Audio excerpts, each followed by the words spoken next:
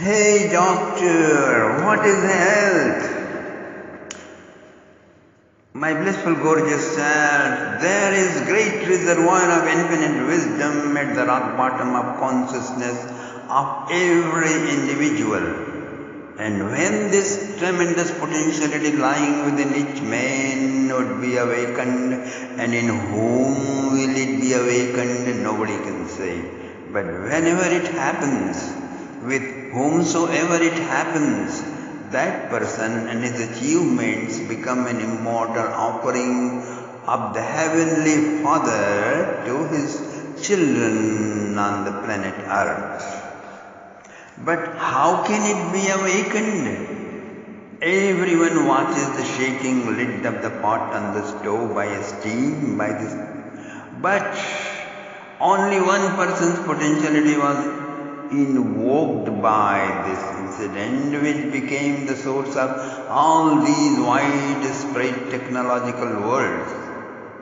The separated fruit from tree definitely falls on the earth. Human being has been seeing this from time immemorial, but only one person's consciousness was stirred, giving birth to the theory of law of gravitation.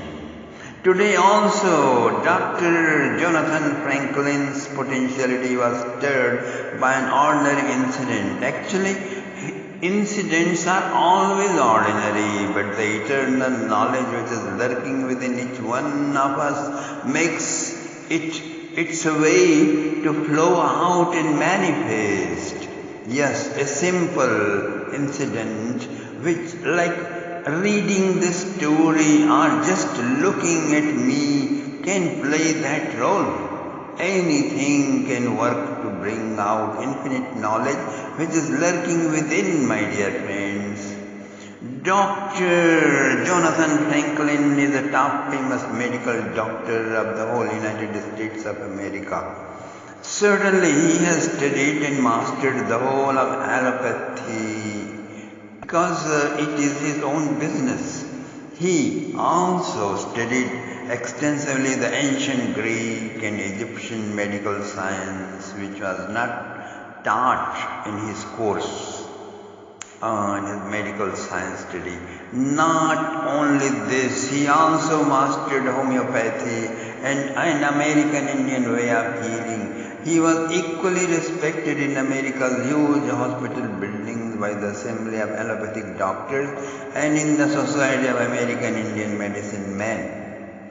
Dr. Jonathan traveled far and wide, giving final touches to various new experiments of researches of Mexican, Canadian, French, British and even Russian laboratories. He was so adventurous that in his course of new research in medical science, he wandered in dense jungles of banks of river Colorado, Amazon and Nile rivers. A few times he climbed Rocky Mountain and Alps mountains. He also did not miss to explore jungles of Africa and Tibet. His new researches in medical science surprised the whole world of doctors. Finally, he did not like to miss the adventures in Ayurveda when he learned that even Lukman, the ancient founder of Greek medical science, was challenged an Ayurvedic doctor of India. He met with most suitable and appropriate answer. He could not subside his curiosity to study this science. Dr. Jonathan Franklin flew from New York to New Delhi. After visiting many Ayurvedic physicians and seeing other wonders of the capital, he came to Benares city, which is the center of the great wisdom of India and most ancient abode of Lord Shiva, who is said to be the expounder of all wisdom and Ayurveda and meditation and yoga and so many things. Anyway, dirt and poverty of the villages and the towns and city did not give him any cultural shock. Neither he felt anything missing such as comforts, pleasures of ancient things and hobbies of his country. Even the rude behaviors and curious gaze of the people in the streets could not annoy his strong-minded, always cheerful doctor, this doctor, okay? Vice versa, he was always successful to change every such situation in moments of tears and laughter. His way of talking in broken Hindi amused the people who came in his contact. He stayed in a Hotel Shima's abode situated right at the bank of river Ganga near the Sashramid Ghat.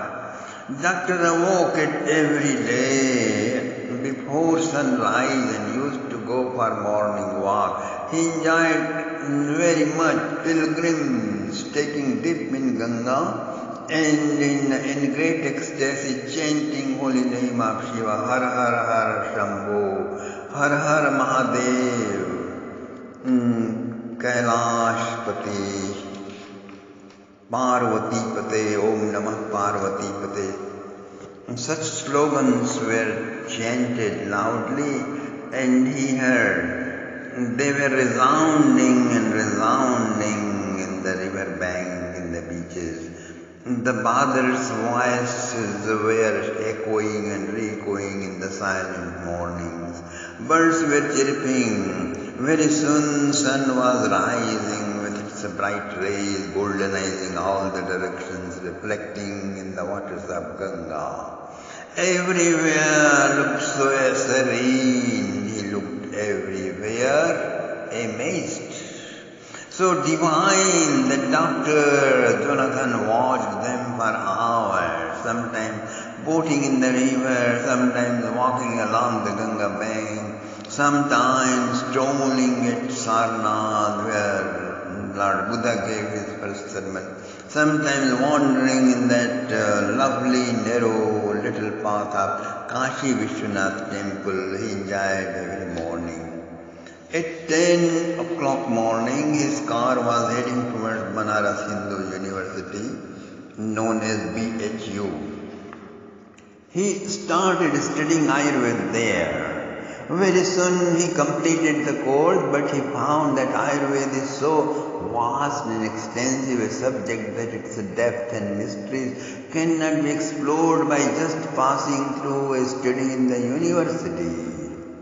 He knew Dhanvantari, Charak, Susrut, Patanjali, all were bottled up between 800 to 200 BC or longest 1500 BC by Western historians and their stooges, Indian historians. But he was very surprised to know, according to Vedic time measurement system, the founder of Ayurveda, Dhanvantari, the founder of Ayurveda, Dhanvantari, was born about 3 million years ago. That means the civilization is definitely that much old. He decided to study it more deeply and extensively, my dear friends. By this time he had made many friends and had discovered many great mystical scholars of the subject who were hidden in the city. He started studying with them. His sweet voice and extensive knowledge helped him in establishing deep friendship everywhere. So he also earned the grace of many mystic saints and swamis who were living in the outskirts of the city in solitude. Doctor was passing his time in really new adventures of understanding, and he was satisfied with it more than ever before. Suddenly something happened, perhaps the same ordinary event which once happened with Newton, with the Wright brothers and others. Doctor was found strolling, disturbed in his room from one corner to another. He was absorbed in his thought, not finding the solution. He became very tense, uneasy. His little dog was worried on his master's indifference. He came closer, smelt his feet, jumped to come in his lap. But today he was not fondled. He did not receive his share of patting and fondling. Poor dog could not understand why his master is upset today. Poor Peter lost his enthusiasm to charm his master, and sitting in a corner kept looking at the doctor with innocent vacant gaze, thinking, what is the matter with him? Matter was not at all extraordinary. Today morning, Dr. Bliss came to see him. During different talks, he mentioned that Mr. Ralph, who was a young student from Columbia University, he was visiting India and staying in another nearby hotel, Himalayas.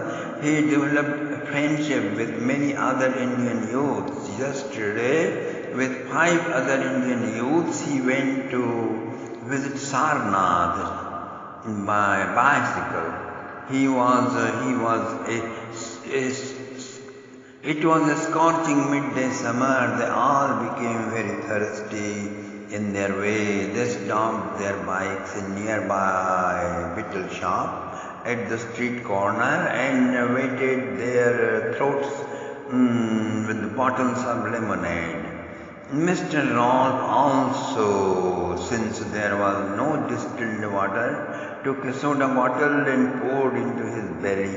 These betel leaf shop owners are mostly dirty and they don't always keep things from authentic companies.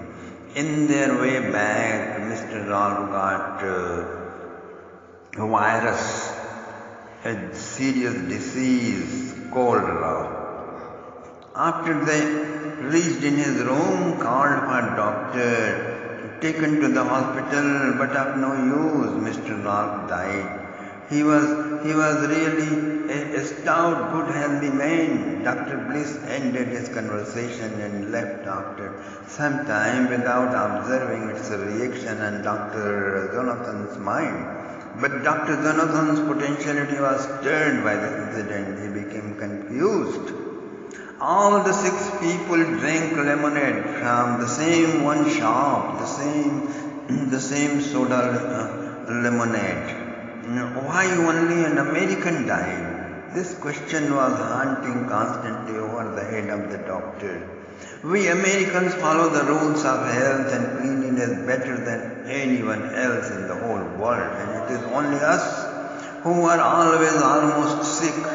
And these Indian laborers eat and drink anywhere, anything, never bother for distilled pure water. Most of them never eat meats, still never bother for different vitamins, never go for monthly checkups. Wherever they find they sleep, still they remain healthy. They maintain very good health, working hard. Even in old age, they remain strong and working.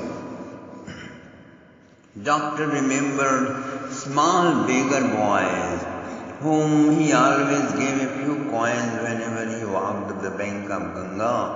These boys always eat leftovers from anyone.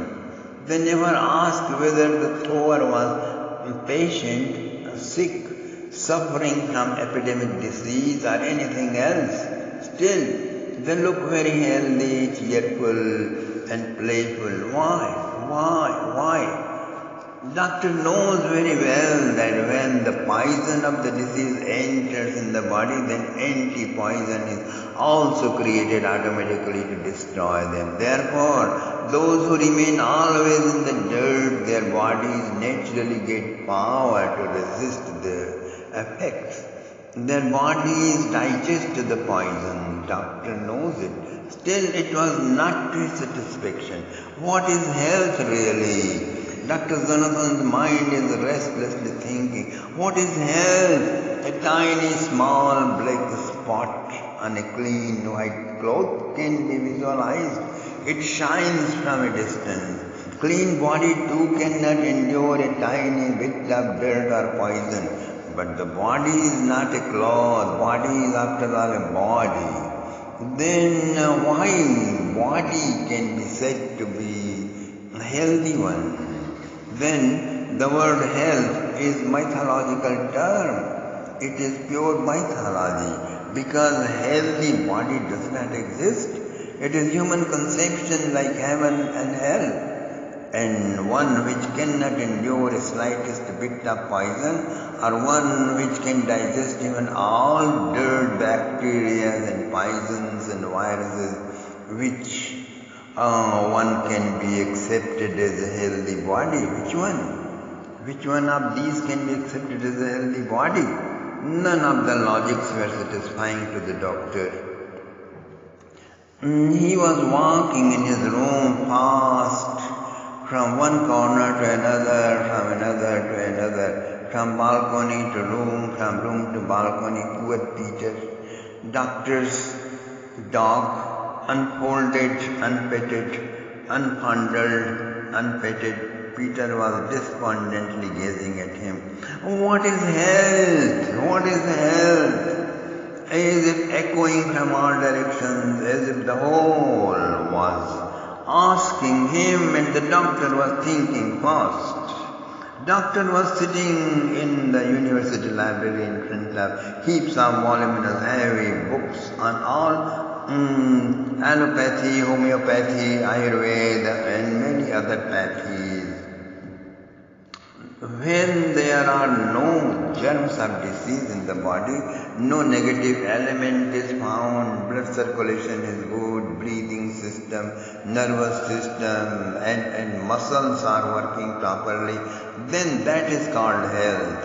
There is no objection on this definition of health of allopathy, but it is not straight, not clear though, not clear.